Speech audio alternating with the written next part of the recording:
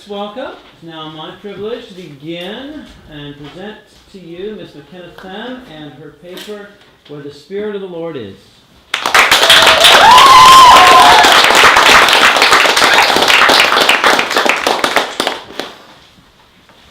The soft green earth of the newly birthed world was filled with joyous praises. The rose grew soft and white, sprinkled with dew from the night. Lions slept beneath the shade of the trees, while flocks of sheep gathered nearby. Heat spread over the land as the sun emerged from the darkness. God walked among the trees and the waters, his footsteps awakening those who slumbered. He had seen that it was good, and indeed it was, but it was not complete. He knelt down and began to form the physical aspect of what he knew himself to be. The task was tedious and intricate, from the molding of man's mind to the forming of man's delicate fingers. Perspiration beaded his forehead in the heat of the day. His hands were swallowed in dust and grime. When he finished, he held close the perfect form of a creation on earth, body motionless, lifeless, lacking a will, lacking desire, but possessing liberty. For the Lord is spirit, and where the Spirit of the Lord is, there is liberty. God pressed his face to his creation and released eternal life into him. Warm and gentle, God breathed into the nostrils of his perfect creation. The intimacy which God established with his breath of life resulted in unity with his creation, and only in that unity is man free. Man, formed from the dust of the ground in the image of the Most High God, knew what freedom was. He knew not of evil nor of good, for everything was good. And when man lived in full liberty, there were no distinctions. Man experienced life to the fullest, for he had knowledge only of who God was to him. God was his maker, his companion, and the one he knew. They walked together in the cool of the evening, and their lives were made as one. However, when the presence of God was rejected, evil began to slither into the life of man. Pain and agony were exposed, and truth was lost. Man will never do anything that he believes will harm himself, but ultimately kills himself because of the weak and beggarly elements in which he desires to be encapsulated. Seeking good for oneself, that he may be unrestrained, is man's supposed end, but he only entangles himself in a trap, twisting and tangling until his very breath is choked from him. The banner of his own estimation, having been hung for the world to see, made apparent the life of he who had endured the toils and pains of life. The demonstration of what he accomplished was resolute, unwavering in honor. This banner is not without aspiration among all men. To be claimed among the people of the world as prosperous and noble is the firm desire of all. Bold advocate of himself, Oedipus stood and declared, "I am Oedipus," for all to attend. Wholly consumed with his position as the Sphinx decipherer, king of Thebes and husband of Jocasta, Oedipus felt himself to be worthy of the worship of his people. Flashing his banner for all to see, he attested to his own certainty. However, the life he had lived and the glory he had obtained were but a false mirage, a perverted reality. When Oedipus discovered that he had fulfilled the prophecy of killing his father and marrying his mother, he was exposed to the revelation of sight that he had so entirely lacked. His banner of glory, established on deception, was torn to shreds, causing him to gouge out his eyes, crying in anguish, "I am Oedipus." The glory which he craved became for him the disgrace by which he fell. Another banner, so greatly triumphed, merely to his life, was hung in the name of a great war hero. Having fought the decade-long battle in which he defended and restored his brother's pride, Agamemnon made himself to be a god. Upon his return home, Agamemnon disembarked from his carriage and stepped into the crimson tapestry. The glorious moment in which he treaded upon the path of the gods is the moment of antithesis to when his shameful, lifeless body was found in the bathtub. His banner of glory, established on his exaltation, was lethal, revoking his life. The heroic men brought down to their knees in anguish or death were once exalted, only to spur their own destruction. As Rousseau wrote, man is born free, and everywhere else he is in chains. One thinks himself the master of others, and still remains a greater slave than they. Obscuring his chains, man masks himself in pride, subjecting others to his inclinations, and subjecting himself to a spurious reality, void of truth. Knowing the blindness of Oedipus in the midst of his alleged credence, Tiresias, the blind prophet, claimed, "How terrible to see the truth when the truth is only pain to him who sees." The man who is enamored by his own deeds demonstrates the debasement of mankind. So wholly convinced of their independence, men are blind to the truth which they crave. The man whose eyes are open but sees nothing is as a wanderer in a cage. True freedom cannot be attained without the earnest pursuit of absolute truth. Banners may be hung in the name of a man who solved a riddle, or who fought a battle, but the empty souls of the man murdered by his wife, or the man who gouged his eyes out, will never experience a life free from their chains. The cause of the lack of freedom is a perversion of truth, and men who are destitute of freedom exemplify a life devoid of truth. In the same place where man and God had established unity, and man had been created, possessing freedom in its purest form, freedom was forsaken by man.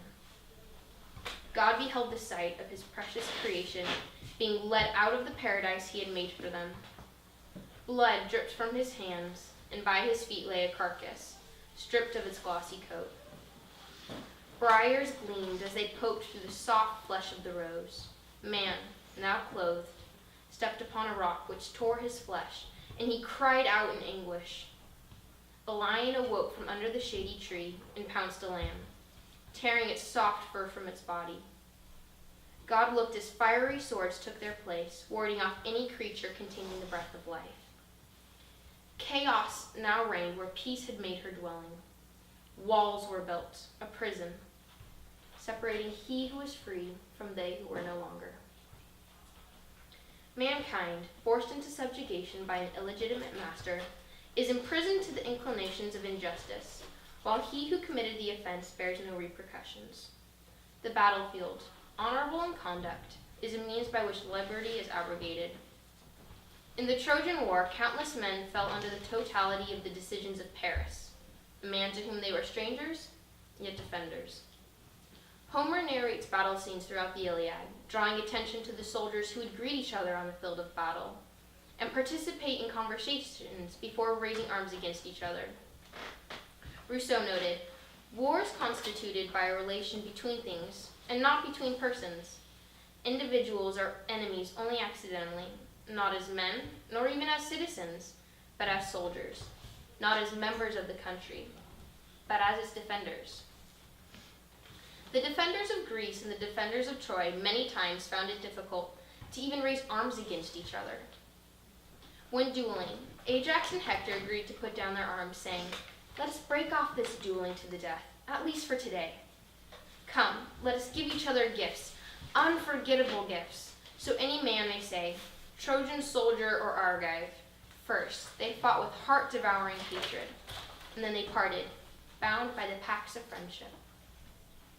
Recognizing their shared humanity, and not only laying down their weapons, but making a pact of friendship, two men known for their accomplishments in combat gave to each other articles of prized value. In the moment that the representatives of a state deny the cause for which they have dedicated their lives, a clear indication is portrayed. Men who are willing to give the last full measure of devotion will act in mutiny only when the utmost manifestation of their fears have been affirmed. The concept held in regards by those who step upon the threshold of the field of war is that the other side has a right to kill its defenders while they are bearing arms. But as soon as they lay them down and surrender, they cease to be enemies or instruments of the enemy and become once more merely men whose lives no one has any right to take. When the rights a man has have become solitarily dependent on whether he has a weapon in his hand or not, his life seems to be disparaged to a mere figure. In the draft of the Trojan War, rooted in selfish ambitions, the Greeks and Trojans were forced to comply with the impetuous decisions of another person and deem their wills barren. intimately associated with another origin for the so-called right of slavery, the men were deprived of the freedom that their souls craved. Slavery is initiated when the instigator coerces his beliefs on individuals, supplanting their desires with his own, not allowing them the ability to walk away. In circumstances where an individual has wronged another, it is the responsibility of the accused to justify his actions with proper recompense. The act of subjecting blameless men to palliate the direct consequence of one's actions demands scorn and ridicule. Upon this enlisting of men to justify the consequence of another wrongdoing, the freedom of Paris is ensured, while the freedom of all others is denied. Paris did not have to justify his own actions, because he had an entire army to do it for him. And in this, the freedom of the Greeks and Trojans was revoked. Though the nature of the battlefield may be an honorable way to ensure justice, men can have their rights revoked when they are forced to fight for something that they do not themselves ratify. From heaven, God watched as his once free creatures heaped bondage upon their souls. They made themselves gods and spurred their own destruction. They entered into unholy covenants and provoked men to war. The freedom of the mind God had created had acted in accordance with how he designed, but not with what he desired. His objective was for his creation to abide in his unblemished liberty, but in love, he had bequeathed the authority of the matter to the will of his creation. He chose to marry a bride that would not be faithful, and even after knowing that the tantamount of his love would never be matched, he continued to draw his people with loving kindness, drawing his once perfect creation again to himself as he had done in the beginning. Yet in the midst of his drawing, his people chose to be released from his embrace and enslaved to foreign gods and earthly kings, probing the implementation of human law.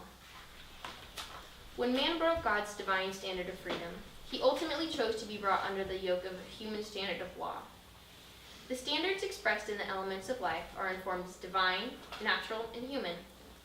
That which is divine is law perfect in form, while that which is natural is divine law by mankind's perception, and that which is human is law comprised of matters only present on earth. Human law, wrapped around the necessary or forbidden actions each person is mandated to live by, revokes the liberty of the subservient. However, human law was chosen by man when he refused to live under divine law. Before human law was initiated, because of transgressions, the standard by which men lived was God. The earth universally recognized the idea, Aquinas' idea, that when men say God is good, the meaning is not God is the cause of goodness, or God is not evil, but the meaning is whatever good men attribute to creatures pre-exists in God and in a higher way. Man was aware of divine law, living in the presence of God, and thus experienced divine law firsthand. Man only partook and knew of the goodness of life, and to know any differently would be incomprehensible. Thus, knowing God and knowing his divine law would have alluded to man's knowing of the way and the truth, and knowing the truth was what set him free. Choosing the life God had offered to man resulted in freedom, and only in the taking of this life can humans be free. The choice of freedom, however, was man's, because even within the bounds of divine law, God ordained freedom of man's will. Within this perfect standard, freedom was permitted. Within this permitted perfect standard, the original choice and decision that put all of God's creation in bondage was made from the very free will that God had shaped. In the original moment where sin was committed, there had been no previous model of sin, and the act of going against God was fully dependent on the decision of man's will. However, even when man disobeyed God and chose death, his will was not corrupt, because as Kant says, the concept of a will is to be esteemed as good in itself without regard to anything else. The will cannot be perverse because it was created to be a standard of good. However, that which a man can do with the will can be out of the perfect purpose God has destined. Indeed, man physically made a cognitive decision that he would partake of sin, but he knew not what death he was entangling himself in, because to him, thanatos undae spiritus zen, death was no different than life, because he had only ever known life. The extremity of choice set before man was either life or death, and by choosing death, man perverted his will breaking God's divine law. The curiosity of man was provoked, and an aversion to the truth of God, his contentment was a gamble for knowledge. Enveloped in the perfect will in accordance of God's fervent desires, was for his creation to choose life in accordance with divine law and freedom. But upon the mutinous decision that was made, by knowledge or lack thereof, death was still admitted. When death was admitted, human law had to be implemented, since men chose to no longer live by divine law. As soon as the bliss of truth had been forsaken for desire, freedom of man was replaced with subjection to law. God looked down from heaven, and yet was in their midst. He guided them as fire and as cloud. He rode upon stone in their presence. He separated the sea for them to cross on dry ground. With them he made a covenant, and they carried his presence in an ark. He spoke to them through men and showed them signs and wonders of events to come. Yet they did not know him. He dwelt in the temple made by human hands, and his name was known, but not loved. He was sacrificed to, but not worshipped. Was he to let corruption and death have their way with them? He placed a star in the heavens and came to the hard brown earth, toiled and cursed. He was born in their midst. He guided them as a shepherd and as a teacher. He rode upon the ground in their presence. He set apart those who were his holy people. As the God of heaven was once again dwelling with his creation, the habitation of freedom on earth was once again established. Mankind once again walked with God, and in doing so, found freedom. God became for his bride a redeemer, and the intimacy for which God gave his life restored the marriage covenant betwixt mankind and God. The pursuit and acquiring of divine freedom was once again possible for all men after Christ redeemed man from the curse of the law. Should it be wished then, as a universal maxim, that all men should be free? If all men were free, the soldiers in the Trojan War would not have been forced into subjection to fight on the battlefield. Agamemnon would have never placed himself in bondage, enslaving himself to pride. And Oedipus would have been free from the curtain veiling his curse. However, if all men are free, they will each individually strive for their own happiness. If every man can do what he pleases, he will surely be corrupt, even if just for a time. For what man can exercise discretion in the midst of liberty? When Gyges discovered the magical ring that would prove to conceal his identity at will, he lost his incentives to be virtuous. With his body invisible to the world, he found no reason to respect people or their possessions. His liberty was founded on the revoking of every other man's, and his life became the tomb of virtue and honor, a walking shadow, a poor player that struts and frets his hour upon the stage, and then is heard no more, a tale told by a fool, full of sound and fury, signifying nothing. The life which disgraces the will and acts in accordance with the abuse of freedom is a life that signifies nothing. The man that is dependent on the incentives of society to use his will for good actions is not deserving of the capacity of freedom.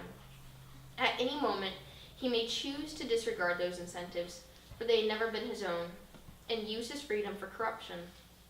It would therefore seem that it is not in the universal good for every man to be free. However, as Rousseau claimed, to renounce liberty is to renounce being a man. Such renunciation is incompatible with men's nature. Indeed, each of God's creation is incomplete until they rest in him, and the very nature of man is to seek liberty. Where then lies the reconciliation between the denial of one's own nature and the freedom of all men? It may very well be incompatible with man's knowledge, and even his conscious will, to renounce liberty.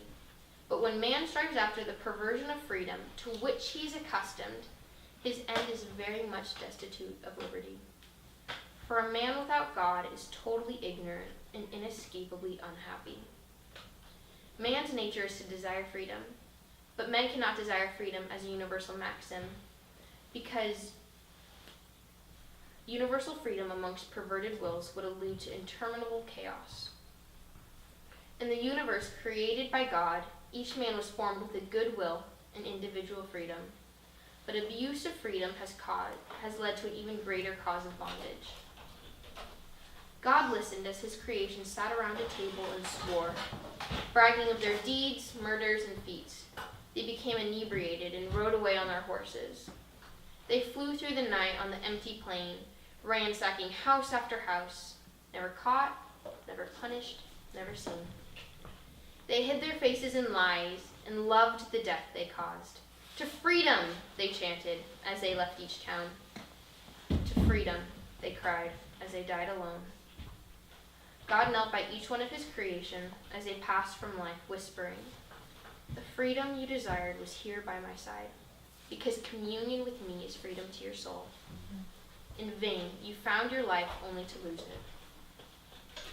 The end of the pursuit of freedom reveals the destitution of possessing it, because freedom cannot be chased after. In God alone there is liberty, and men who refuse to live in his presence will never truly be satisfied. The perversion of truth brings forth death through man's pride, war, human law, and abuse of freedom. In man's mad and breathless seeking, there is freedom to be obtained. For mercy and truth have met together, righteousness and peace have kissed. Truth shall spring out of the earth, and righteousness shall look down from heaven. In man's vain pride, he locks tight his freedom and tosses it to the wind, blind to the mercy awaiting his possession. Victim to subjection through unjust wars, men plead for their rights as righteousness stretches out her untouched bounty. Under the burden of human law that man yokes himself to, he cries out for the alliance of righteousness and peace that have already kissed in his presence. The freedom Christ poured out his Spirit until death for is nullified when man perverts his freedom for petty bouts of happiness, forsaking the truth that has sprung out of the earth. Where men have devoted their breath, they have come under the yoke of deprivation. Their lives have been given over to the perversion of truth by finding their identity in the worship of themselves and their chains. The idols of man's heart in self-glorification, warfare, and self-dependence lead to bondage rather than freedom. Freedom from God is not truly freedom at all, because freedom is intimacy with God in opposition to slavery of idolatrous bondage to the world. Before men have always laid righteousness, peace, mercy, and truth, the catalysts by which men may be loosed from their yoke and delivered to the presence of the Almighty. "Here I am," whispered God, standing at the door knocking. "I revealed myself to you, though you did not ask for me. I am here to be found, though you did not seek me. Though you did not call on my name, here I am, here I am." The voice calling through the door was relentless, age after age. On the other side of the door, he heard their chains grow heavier as battles were lost and injustice took the throne of men's hearts. As avarice and self-delight gouged their eyes out, their burdens drove them down to their knees. As their rights were stripped from them, they developed absolute insurgence to the point of choking the very breath in their lungs away. He heard them cry out in anguish, and he would yell to them, "Here I am," pounding and shouting. He never lost the devotion to the one cause of saving those who refused to be saved, pressing himself against the locked door. There has never been destitution of true freedom, but rather an abnegation of choosing it. The only lack of God's presence and liberty has been the lack of receiving them, but not because they were not offered. Indeed, the very will that denied man's free rights is the one that redeems them. Man finds in God true freedom through unity with his Creator, because that was the state in which he was intended to exist. Man may choose to strive after the worship of himself, the exaltation of the pride of life, but he will never be fulfilled. Anything that is exchanged for the rightful place of God becomes an idol that subjects men to merciless torment. Not choosing the idols of the world, but aligning his will with that which he was created to live for, man embraces his covenant with God. The intimacy that comes with man knowing his Creator, or rather being known by his Creator, allows men to become the bride for whom God so lovingly gave his life. When man chooses to enter again into the covenant of intimacy with his Creator, he basks in boundless freedom, because the Lord is Spirit, and where the Spirit of the Lord is, there is liberty.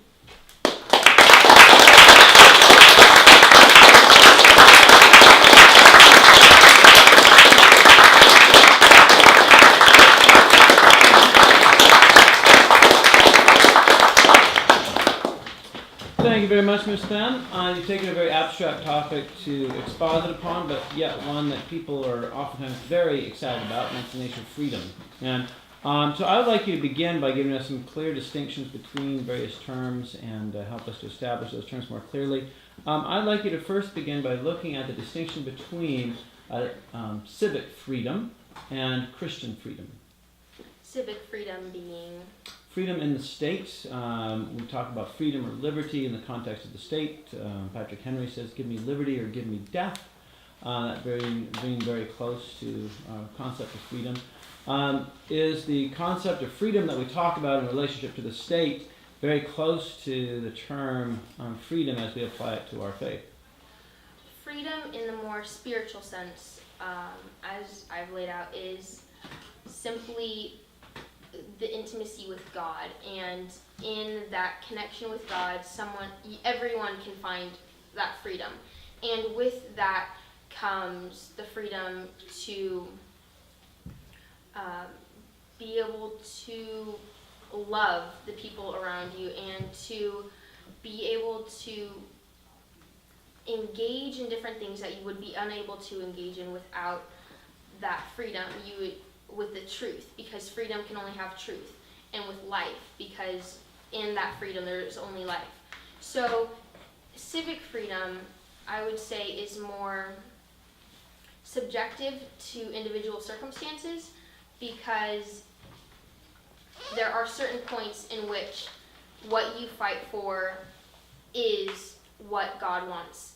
And the truth, you have to be able to fight for truth, and you have to be able to fight, but to the extent of giving over your life for that, it would have to be for a cause that you know is worth dying for.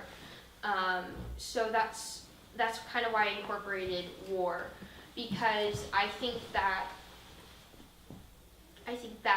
it's unjust war when men are. First of all, I think it's unjust when men are drafted into war. I think men should be able to choose whether or not they want to fight. And I think it's unjust when men have to stand up for something that they personally do not feel is moral, that they do not feel is something that they would uphold in their own life. With the example of Paris, how he stole someone's wife, he committed adultery, and yet all these men who may or may not have upheld those same morals had to fight for him against their will.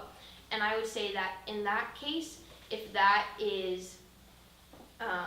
falls under the umbrella of civic freedom, that would be something that each individual person would have to choose. Because I would say that war is honorable in the fact that it ensures that justice is being carried out, but only to the extent where we are being offensive and protecting ourselves and supporting that which we know to be true, and not just going in and attacking other people for forsaking their liberty. And but in the case of individual, like businessmen, for example, who have to either comply with agreeing to something that their company wants, or coming out of their own religious freedom, I would say that duty to God comes before duty to nation and company and business and any other thing, because that is what is eternal and that is what lasts. But to some extent, you do have to make a way in life to where you're not just this isolated person living this holy life. You have to be able to engage in society and in that way show them the love of God. But I would say that you should not compromise what you believe in because of the pressure of people around you. Mm-hmm. Thank you very much. Have other questions for Ms. Themm? Christian. Very well done. Enjoyed it.